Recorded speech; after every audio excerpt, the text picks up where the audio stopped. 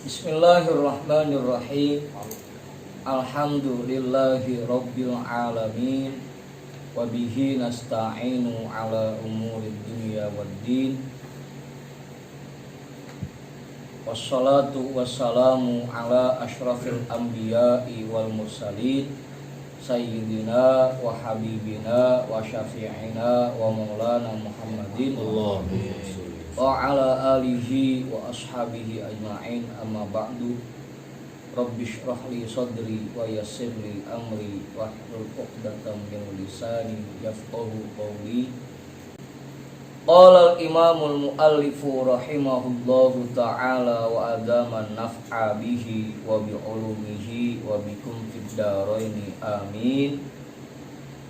Faslun fi bayanil ilmil mahmudi wal madmumi wa bayani fardil aini wa fardil kifayati.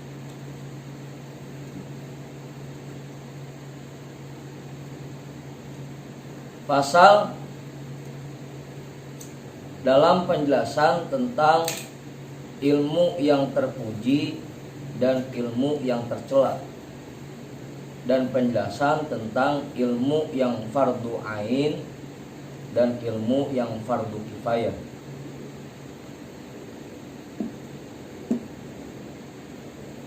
Udah tuh.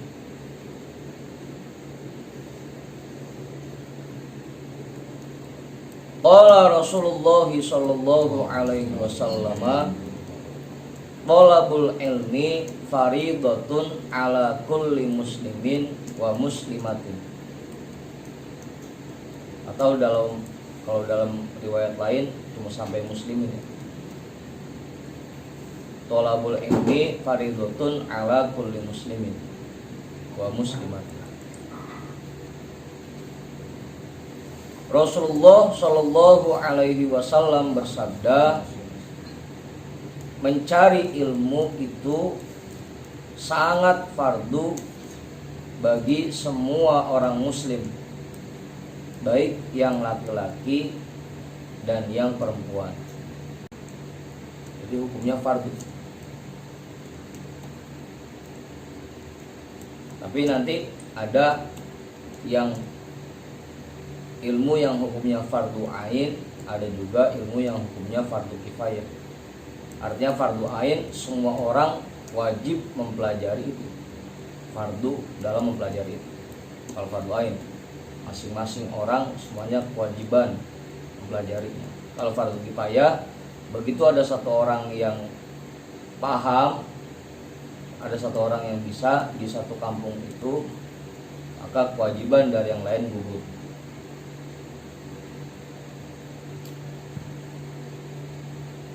Oke. Ini ilmu semua tidak. Apa ya? Ini yang ini semua. Semua. Ya makanya nanti ada klasifikasinya.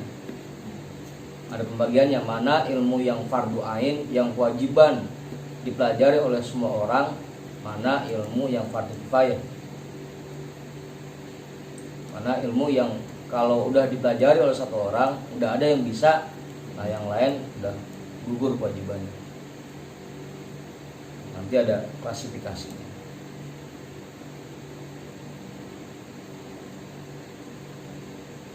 Mana yang harus segera kita pelajari, mana yang boleh kita tunda belajarnya. Ada juga nanti bahasan. Dan tadi ada yang ilmu yang terpuji, artinya yang memang kalau kita pelajari cakep. Ada ilmu yang tercela yang nggak boleh kita pelajari.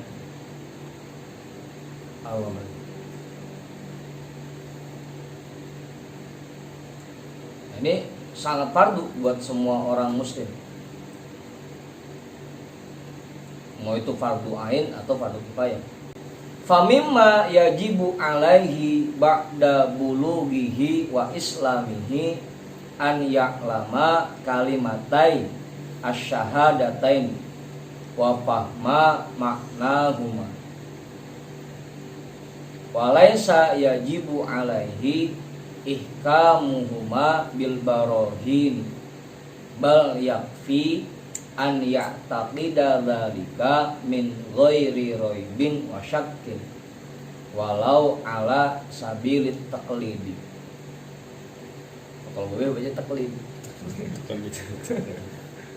Walau ala sabilit taqlidi.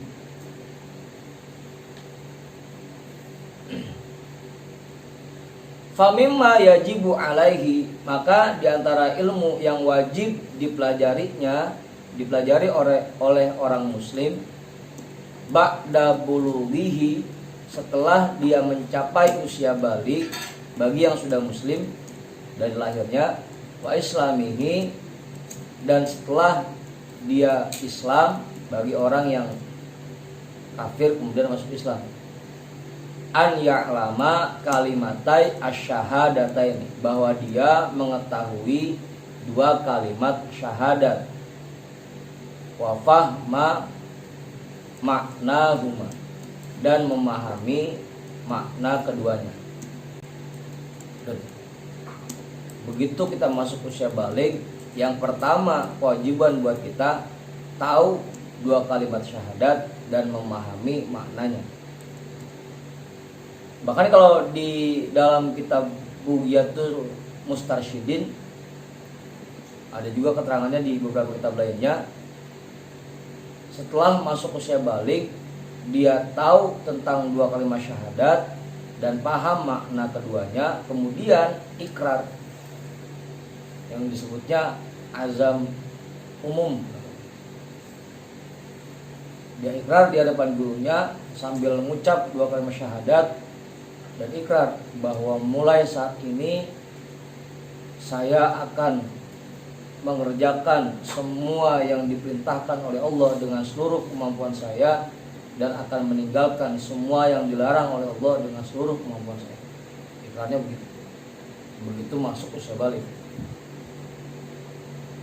Tapi di sini usia ya, bukan artinya pendewasaan ya. Ya kan balik kan ada 3 tuh tanda-tanda balik kan. Yang pertama kalau dulu mencapai usia 15 tahun. Yang kedua keluar mani bagi laki-laki. Yang ketiga sudah haid dan perempuan. Ya, ini bukan, kalau sekarang kan dewasa belum waktunya masih. Ya kalau sekarang mungkin umur 10 tahun, umur 11 tahun udah balik. Kalau sekarang. Tapi kalau di kitab-kitab fikih batasan balik itu umur 15 tahun. Abang. Ini tadi kalau belum ikrar gitu, tapi memang lahir dari keturunan Islam, gimana itu? Ya di situ kalau di dalam kitab Bughya dihukumi maksiat kalau belum ikrar. Apa? Ya buat kita ya begitu tahu langsung udah ikrar. Nah, baru masuk Islam berarti. Kayak kan ada 2 tuh, azam tuh ada 2, ada azam umum, ada azam khusus. Nah azam umum yang tadi tuh begitu masuk usia balik kita ikrar di hadapan guru, di hadapan syekh. Nah kalau azam khusus begitu mendengar suara azan hati itu langsung niat. Kalau memang tidak langsung mengerjakan sholat, hati kudu azam di situ. Ya Allah, nanti begitu kerjaan saya selesai, langsung saya kerjain sholat saya. Hah? Yang khusus, azam khusus. Kalau azam umum yang tadi yang pas begitu balik. Kalau azam khususnya begitu masuk waktu sholat di hati langsung niat. Kalau emang nggak langsung kerjain sholat, hati langsung niat. Ya Allah, nanti kalau kerjaan saya itu selesai, langsung saya kerjain sholat. Kalau begitu azan tidak niat seperti itu, maka dia dianggap meremehkan panggilan Allah dan dianggap maksiat. Dalam kategori maksiat di sini maksiat gimana ya? Itu tadi kadang dianggap meremehkan panggilan Allah. Kewajiban. Hah? Karena kewajiban. Karena kewajiban. Kalau yang azam khusus itu kalau kita niatkannya di hati sah nggak ya? Nah, emang dia tuh di hati Bang Tony. Di lisan juga gitu lah. Emang dia tuh di hati kan. Mungkin ikrar buat diri sendiri kali kita. Apanya? Ikrar buat diri sendiri gitu. Karena dia mengikuti selanjutnya akan menjalankan perintah Allah. Kalau itu ikrarnya depan guru tuh, kalau itu mah. Kalau ini tadi yang azam khusus yang begitu datang panggilan sholat itu cukup sendiri dah. Di hati kita langsung azam. Allah. Hah? Ya makanya di situ kan anjurannya buat yang nggak ngapa-ngapain ya langsung dah gitu. Dianjurkan di awal waktu. Buat yang lagi ada kerjaan ya, dia punya pilihan di situ mau langsung kerjain atau dia azam dulu. Hah? Ya apalagi yang kerjaannya emang belepotan oli misalnya kayak yang di bengkel.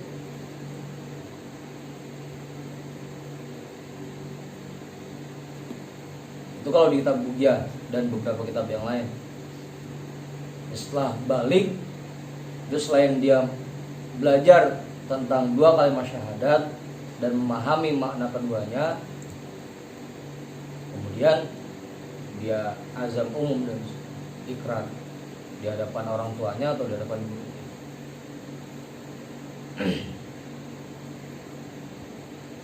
Apa Ki? Nambahin? Cukup. Ya di sini memahami makna keduanya artinya cukup kita meyakini bahwa tidak ada Tuhan kecuali Allah dan bahwa Nabi Muhammad merupakan utusan Allah.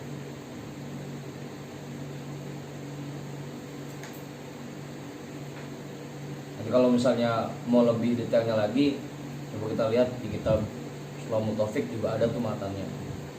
Wa mimma yajibu i'tiqaduhu. Apa?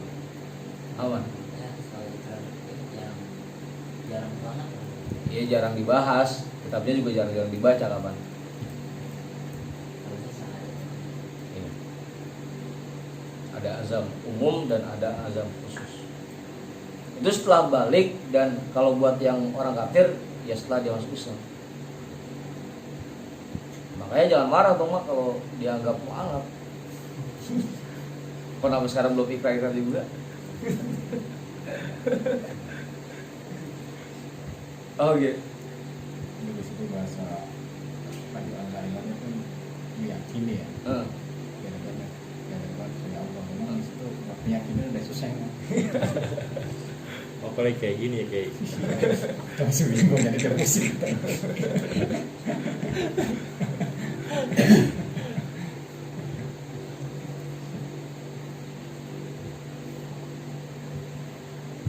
Ya kan tadi cukup meyakini bahwa semua yang terjadi di alam jagat raya ini semuanya atas kehendak Allah dan semuanya diciptakan oleh Allah. Itu maksud memahami makna keduanya. Di situ kita nggak bisa menyalahkan orang di situ deh. Iya. Jadi nggak harus detail, secara global cukup, dekat cukup. Walaysa yajibu alaihi ihkamuhuma bil barahin, dan tidak wajib atasnya menyempurnakan dua kalimat itu dengan bukti-bukti kebenarannya. Ya artinya tadi cukup meyakininya secara global, nggak harus detail banget. Yang penting dia tahu bahwa Allah ma'budu bihaqqin illallah, bahwa yang layak untuk disembah di alam jagat raya ini hanya Allah.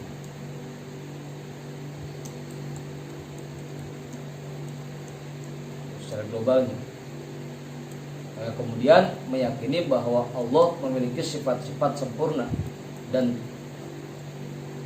suci, terbebas dari sifat-sifat kurang. Dan meyakini juga bahwa apa yang disampaikan oleh Rasulullah semuanya benar.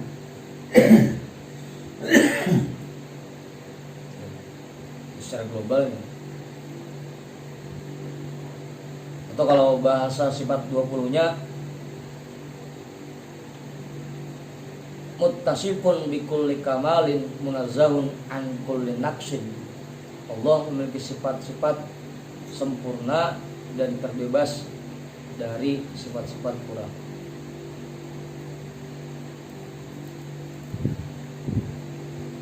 Bal yakfi an ya'taqida dzalika min ghairi raibin wa syakkin. Bahkan cukup bahwa dia meyakini yang demikian itu min ghairi raibin wa syakkin, tanpa ada keraguan sedikit pun.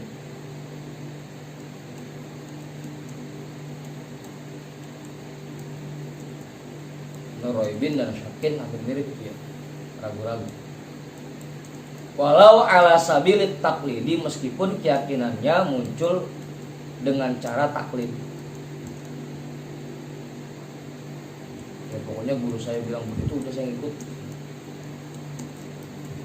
Itu namanya keyakinannya munculnya dengan cara taklid. Atau kalau bahasa babeh, itu kewajiban yang pertama. Begitu kita masuk usia balik, kewajiban kita yang pertama ini. Dan itu hukumnya fardu ain. Semua orang yang masuk usia balik yang Islam kewajiban mengetahui 2 kalimat syahadat dan memahami makna kedua. Kewajiban. Wa hakadza kana yaf'alu Rasulullah sallallahu alaihi wasallam biman yuslimu min ajlafil arabi. Wahakadha, seperti inilah kana yaf'alu Rasulullah sallallahu alaihi wasallam, sikap Rasulullah sallallahu alaihi wasallam biman yuslimu min ajlafil arabi, terhadap orang-orang yang masuk Islam dari kalangan masyarakat Arab yang bodoh. Jadi kalau buat orang-orang yang awam, jangan kita paksakan buat memahami tauhid itu secara detail, cukup yang globalnya, dasar-dasar. Yang penting mereka yakin bahwa semua yang terjadi di alam jagat raya ini atas kehendak Allah. Buat yang awam. Gelimat ya jadinya. Iya, takutnya pada keblinger otak. Musiknya. Hah? Takut musiknya juga. Yang ada ntar bukan malah yakin sama Allah, malah nentang lagi. Iya. Cukup buat orang awam mah yang dasar-dasarnya aja. Dia paling pas memang buat yang awam mah udah sifat 20 cukup.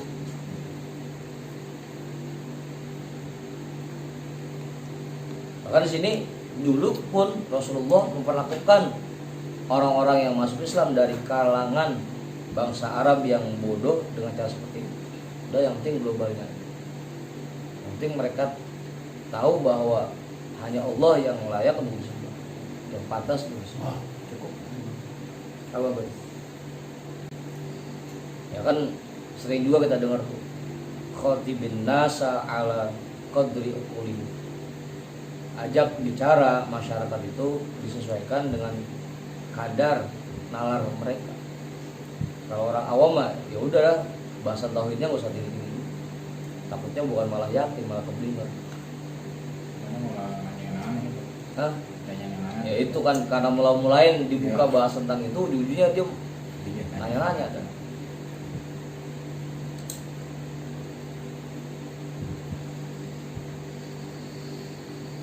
Udah tuh. Ya, terusin. Tumma ba'da dzalika yashtaghilu bita'allumi ma yatajaddadu alaihi min awamirillahi ta'ala. Kasolati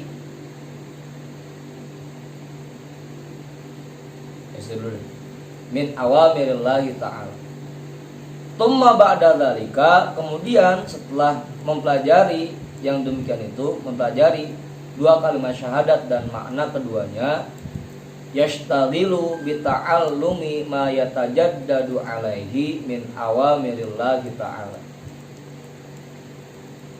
Dia sibukkan dirinya untuk mempelajari ilmu yang menopang dirinya yang memperkuat dirinya dari menjalankan perintah-perintah Allah Subhanahu wa taala.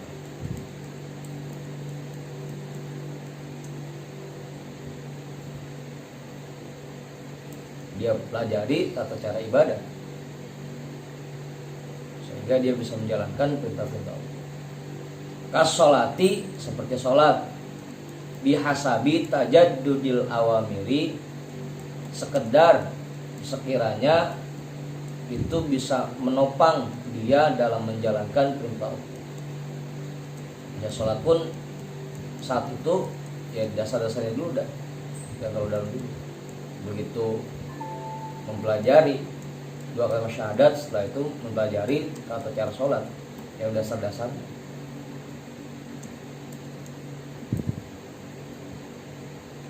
Fayata'allamus sholata inda wujubiha, maka dia mempelajari tata cara mengerjakan sholat inda wujubiha, ketika datang kewajibannya.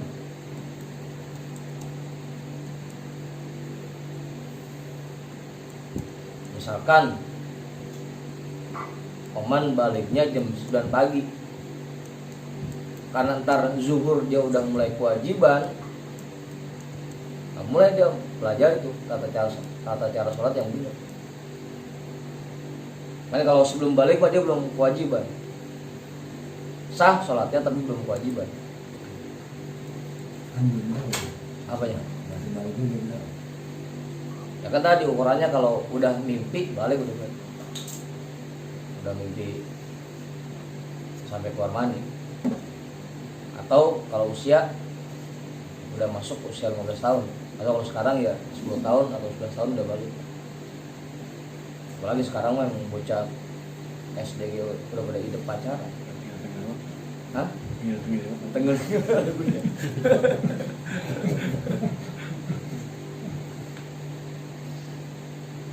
Wa yasta'iddu laha qabla wujubiha, dan dia mempersiapkan dirinya untuk melaksanakan sholat sebelum datang kewajibannya. Maka tadi contohnya, begitu masuk usia balik di jam 9 pagi, sebelum zuhur dia sudah harus mempersiapkan dulu. Dia pelajari tata cara baca Fatihah yang benarnya, tata cara rukuknya, sujudnya, dan semua gerakan-gerakan sholat yang lain, syarat-syaratnya, rukun-rukunnya.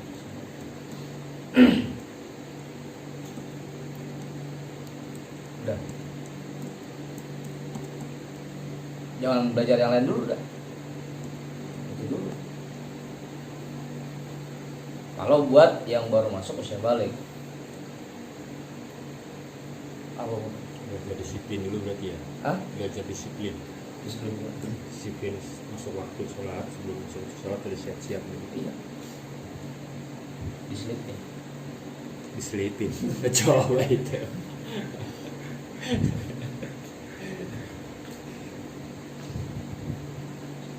Ya artinya sebelum sholat ya kita siapkan ilmunya, agar sholatnya nggak cuma sekedar sholat, tapi betul-betul berdasarkan ilmu yang dia tahu. Agar ibadah yang kita kerjakan memang berdasarkan ilmu, bukan cuma sekedar ikut-ikutan, bukan cuma sekedar asal ngerjain. Tapi di sini kewajiban orang tua berarti ya. Apanya? Pendidikan awal ya, cara itu. Kita cara sholat. Bukan orang tua dulu. Ya sebenarnya begitu, Kiai. Semuanya pendidikan anak sebenarnya tugas orang tuanya sebenarnya tuh. Cuma kan nggak semua orang tua bisa mengajarkan itu ke anak-anak. Makanya nitip dah ke guru ngajinya. Guru, tolong ajarin anak saya cara sholat, tolong ajarin anak saya cara puasa, ngajinya. Nah, sebenarnya sih emang kewajiban orang tua.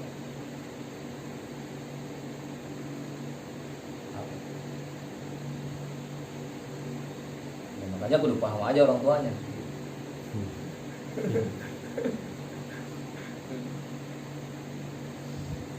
Udah tuh. Memang kewajibannya di orang tua. Ya kan kita sering juga tuh dengar hadis itu. Hakul waladi ala walidi. Kewajiban orang tua terhadap anaknya ada 3. Yang pertama ayu hasina ismah, bikin cakep namanya. Yang kedua wa ayu alimah, mendidik anaknya. Kewajiban orang tua ya. Cuma kan orang tuanya nggak semua orang tua bisa ngajarin anaknya tentang itu, nitip dan ke guru ngaji.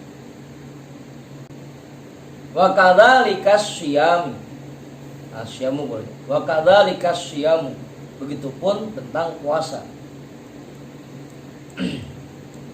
Nah, sebelum kita mulai puasa harus tahu dulu ilmunya. Bagaimana tata cara puasa yang baik. Jangan sampai puasa kita cuma sekedar nahan lapar sama nahan haus.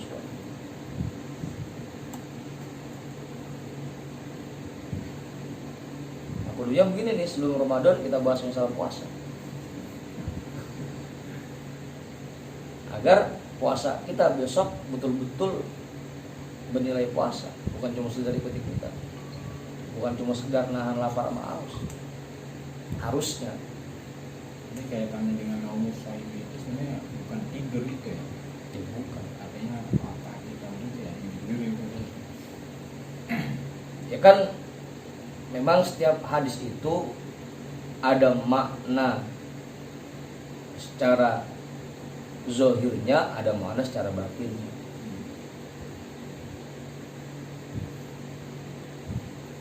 Ya makna batinnya ya bukan cuma tidur mata, bukan cuma pulas, bukan. Tapi tidur dari perbuatan maksiat. Oh, ini mah dijadiin andal banget. Naumus ini ibadatun, tidurnya orang puasa ibadah dari pagi sampai sore tidur aja. Zuhur kelewat, asar kelewat. Puasa sekali. Udah juga. Iya banyak ngakuin gitu ya puasa. Tidurnya orang puasa ibadah. Padahal dari sisi zahirnya aja tidurnya orang puasa ibadah. Tidurnya aja ibadah, apalagi ibadahnya kan begitu. Dari mana zahirnya? Dari mana batinnya? Itu bukan cuma tidur artian pulas, bukan. Tapi tidur dari kemaksiatan. Matanya jauh dari perbuatan maksiat, tangannya dihindarkan dari perbuatan maksiat. Artinya apa sih? Apa? Makanya sampai di kitab Minahus Saniyah itu salah satu bentuk kasih sayang Allah terhadap seorang hambanya, daripada orang itu kalau melek maksiat dibikin tidur. Karena minimal dengan dia tidur badannya berhenti dari maksiat. Tidurnya gak ada asal dia mandi. Malah mewasiat kadang. Ya makanya tidur di sini artinya bukan cuma tidur pulas, bukan. Tidur menjauhkan diri kita dari perbuatan maksiat. Karena intinya tidur itu bentuk kasih sayang Allah buat seorang hamba yang kalau melek dia maksiat. Daripada maksiat mulu udah yang tidur udah, minimal begitu tidur mah maksiatnya berkurang. Awal. Makanya jangan aman-aman kalau kita tidur rumahnya susah buat bangun. Jangan aman-aman. Jangan-jangan kita kalau melek dianggapnya maksiat mulu sama Allah, makanya disuruh tidur. Beromin aja deh. Awal. Begitu Gey. Jadi memang hadis itu selalu ada makna zahirnya dan ada makna batin. Makna zahirnya tadi tidurnya aja dianggap ibadah, apalagi ibadahnya. Kalau makna batinnya ya tidur di situ artinya menjauhkan diri kita dari perbuatan maksiat. Karena intinya tidur tadi minimal badan kita terhindar dari perbuatan maksiat.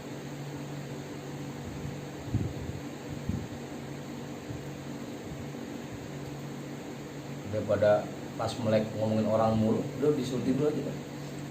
Gimana ngomongnya berhenti. Aman. Wa yajibu alaihi ta'allumuz zakati, dan kewajiban atasnya mempelajari zakat. In kana yamliku ma tajibu fihi zakatu inda tamamil hauli ba'dal islami. Jika memang dia memiliki ma tajibu fihi zakatu, harta yang wajib dikeluarkan zakatnya, inda tamamil hauli, ketika sempurna haulnya, ba'dal islami, sesudah dia Islam.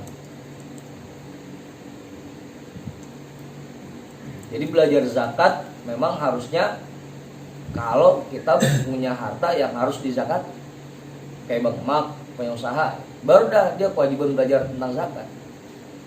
Seperti itu. Hah? Seperti itu. Bisa gitu. Kalau emang yang belum punya harta yang wajib dizakati mah, dia belum kewajiban mempelajari zakat. Paling kalau yang lain kewajiban belajar tentang zakat fitrah. Berapa zakat fitrah yang harus dia keluarkan?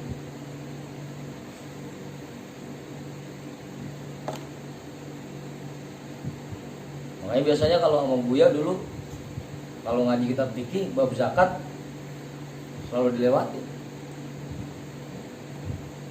Apa kayak Kita ketemu zakat gitu. caranya kita bahas masalah zakat. Emang semuanya mustahil rata-rata. Karena memang kewajiban mempelajari tentang zakat kalau memang kita punya harta yang kewajiban kita keluarkan zakat. Buat di kita sekarang itu belum ada pelajaran buat ambilnya. Hah? Tugas-tugas zakatnya belum ada, artinya ini sudah jadi apa aja tugas itu ya. Nah, seharusnya begitu dia ditugaskan sebagai amil, nah dia pelajari ilmunya, tata cara menjadi amil. Sebelum dia ditugaskan jadi amil, ya belum kewajiban buat tahu.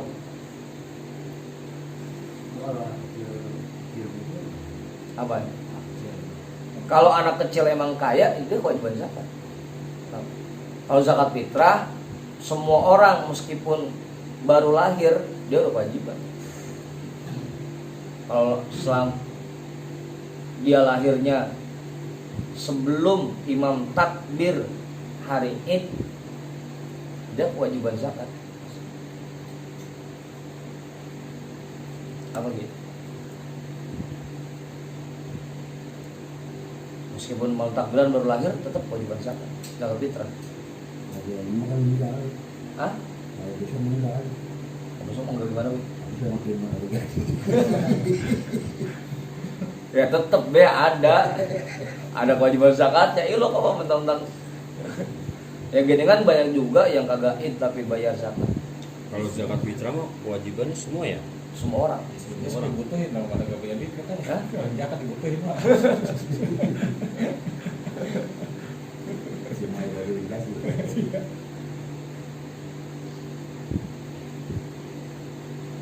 Semuanya kewajiban sekarang mah gitu. Pada punya rumah, pada punya motor, baju selmari.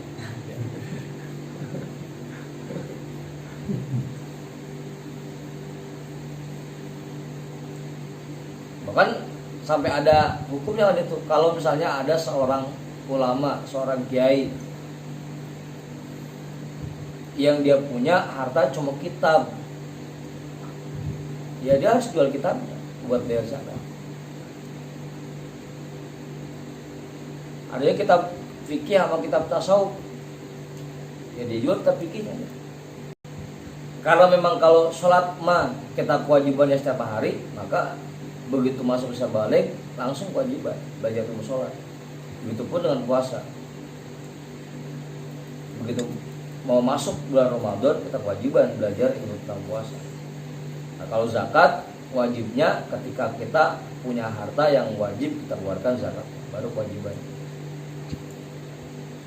Wa innama yajibu alaihi dzalika biqadril hajat. Sesungguhnya yang wajib atasnya mempelajari ilmu zakat itu disesuaikan dengan kebutuhannya. Dia zakatnya apa dah? Dia punya hewan ternak, berarti dia belajar tentang zakat hewan ternak.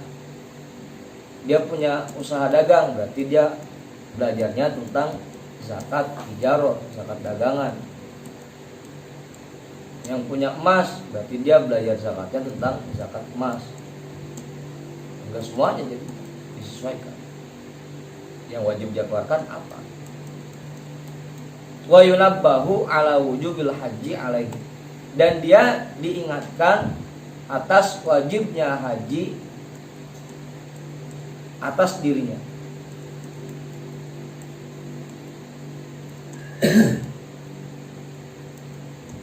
Dan wajib diingatkan atas wajibnya haji bagi orang itu, bagi orang yang memiliki harta. Wala yalzamuhul mubadaratu ila ta'allum ilmi. Dan tidak kewajiban untuk segera mempelajari ilmu tentang haji. Kalau haji wajib belajar ilmu haji begitu udah mau berangkat. Makanya dulu katanya kalau orang dulu sebelum berangkat haji 6 bulan sebelumnya udah belajar manasik. Apa sampai sekarang masih? Kalau sekarang belajar manasik berapa bulan dia? Dari TK. Kau ada manasik. Kamala tajibu alaihil mubadaratu ila adaihi. Sebagaimana tidak kewajiban atasnya untuk segera menunaikan haji. Orang yang punya harta wajib kita ingatkan bahwa dia sudah kewajiban haji. Tapi buat dia tidak kewajiban segera mengerjakan. Penting sudah kita ingatkan. Apa? Itu tergolong ilmu yang fardhu ain tuh. Untuk sholat, puasa, zakat dan haji itu ilmunya fardhu ain. Tapi tadi disesuaikan dengan kebutuhannya. Kalau memang dia belum punya harta yang wajib dizakati, ya belum fardhu ain, belum fardhu, belum kewajiban. Itu pun dengan haji. Apa gitu? Udah terus itu, terusin. Dikit lagi deh ya, sampai bawah. Wa yajibu alaihi an yata'allama ma yajibu alaihi tarkuhu minal ma'asi ala mamarril ayyami bihasabi ma tamassu ilaihil hajat. Dan kewajiban atasnya bahwa dia mempelajari apa yang wajib dia tinggalkan dari berbagai macam perbuatan maksiat ala mamarril ayyami, seiring dengan berjalannya waktu, seiring dengan silih bergantinya hari demi hari. Bihasabi matamassu ilaihil hajatu, disesuaikan dengan kebutuhannya yang mendesak. Misalnya dalam dia dagang, berarti dia harus mempelajari perbuatan-perbuatan maksiat yang harus dia tinggalkan dalam berdagang. Buat yang kerja, berarti dia harus mempelajari perbuatan maksiat yang harus dia tinggalkan ketika kerja. Disesuaikan dengan kebutuhannya yang lebih mendesak. Coba gini. Buat guru, pelajari perbuatan maksiat yang harus ditinggalkan ketika mengajar. Fa in khatara bi balihi syakkun fi mu'taqadatihi wajaba alaihil khawdu fit ta'allumi wan nazri bi qadri ma yuzilu syakka. Maka jika terlintas di dalam hatinya keraguan dalam keyakinannya, maka dia wajib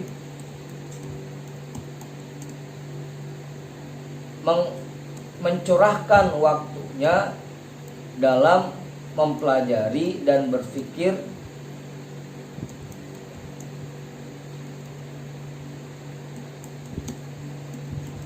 disesuaikan dengan apa yang bisa menghilangkan keraguan dalam hati.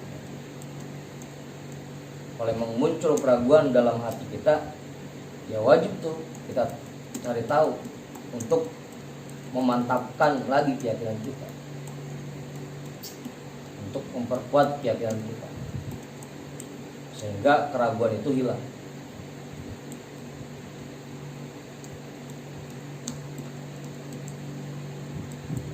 Udah. Wa ta'allumil ilmi alladzi bihin najatu minal muhlikat wal fauzi bid darajat. Dan wajib juga mempelajari ilmu yang dengan ilmu itu dia bisa selamat dari hal-hal yang mencelakakan dirinya dan bisa meraih kesuksesan dengan derajat yang tinggi.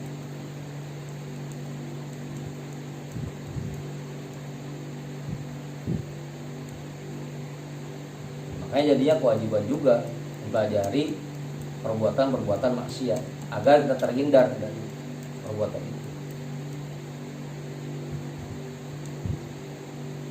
Wa tahsiluhu aidan fardun 'alaika. Dan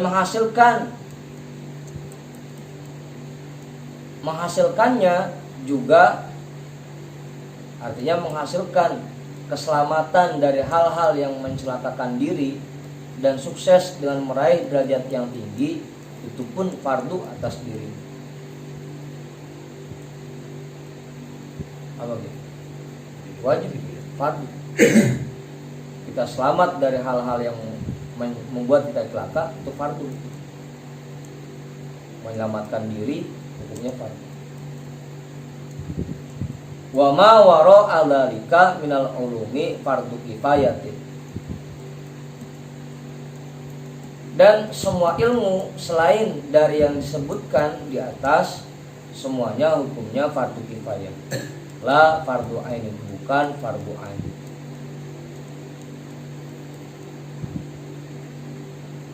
Udah. Ilmu nahu, ilmu lughah, ilmu bayan, ilmu arud, semua ilmu yang hukumnya fardu kifayah. Tapi kalau yang tadi 5 ini 6 ya. Yang pertama memahami 2 kalimat syahadat dan makna keduanya. Kemudian tata cara melaksanakan sholat, cara mengerjakan puasa, dan cara membayar zakat, cara menunaikan haji, dan menghindarkan diri kita dari perbuatan maksiat, itu hukumnya fardu ain. Selain 6 ilmu itu hukumnya fardu kifayah, bukan fardu ain. Makanya buat kita sekarang yaitu udah 5 poin tadi, 6 poin tadi kita perkuat lagi. Jangan sampai udah tua kayak begini ternyata ilmu sholat kita ternyata belum memadai. Tata cara sholat kita masih belum sesuai dengan ilmunya. Cara puasa kita belum sesuai dengan ilmu. I'lam anna darajatil ulumi wallahu a'lam bishawab. Walhamdulillah.